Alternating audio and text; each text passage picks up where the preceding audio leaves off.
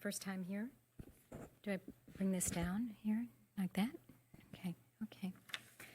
So my name is Lee Ferber. I am a resident of Naples, actually not of the city, but just outside the city. The many dangers, and I'm going to speak about something different than the neurotoxic and the endocrine disruption of the organophosphates, specifically NALED, which is 87% of the product, DBROM or dibrom.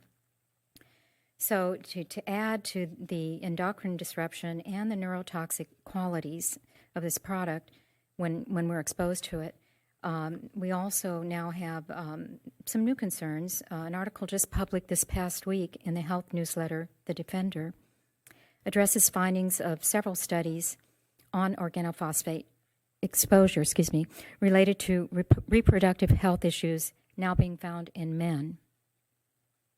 Research is showing higher pesticide residue levels in urine linked to slower sperm motility, and what's striking, they say, is that the damage is found to occur at what might be considered safe or low levels of exposure. Organophosphates are being shown to damage sperm by disrupting the calcium balance, impairing mitochondria and oxidizing cell membranes. This impairs movement of sperm and therefore viability. In other words, the ability to conceive is being compromised. The data also reveals consistent patterns of reduced sperm counts and abnormal shape of the sperm itself. These studies are showing that men are producing fewer and significantly weaker sperm than their fathers and grandfathers. I mentioned calcium balance disruption that impacts male fertility. And this happens by, number one, blocking calcium channels and cell membranes, preventing the influx of calcium ions, leading to intracellular calcium depletion. Number two, inhibiting calcium pumps, such as the plasma membrane, responsible for maintaining intracellular calcium homeostasis. Number three, inhibiting calcium release from intracellular stores, further disrupting calcium signaling.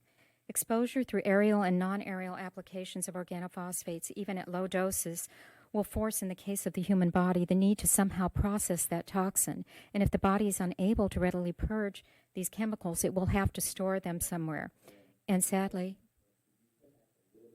I'm sorry. Okay, I'm getting closer, yeah. And sadly, this is usually in the tissues and organs where they're being stored. With repeat exposure over time, these chemicals will accumulate, and even the healthiest of bodies will prematurely degrade when exposed to this type of chronic chemical exposure.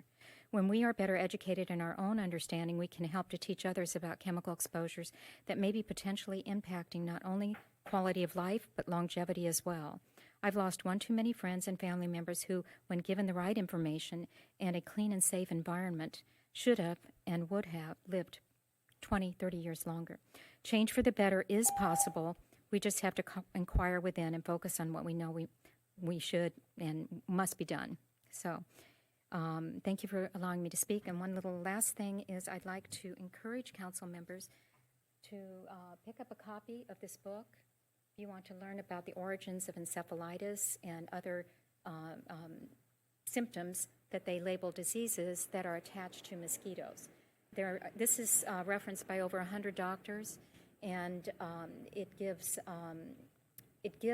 a science behind their studies that is somewhat different than what we heard from the district folks speaking. So there's chapters 6 and 7 that talk about Zika, that talk about primarily Zika, Guillain-Barré, and some other of the diseases that are out there related to exposure to some toxic chemicals. So Thank you. I would encourage that. Thank you. Any further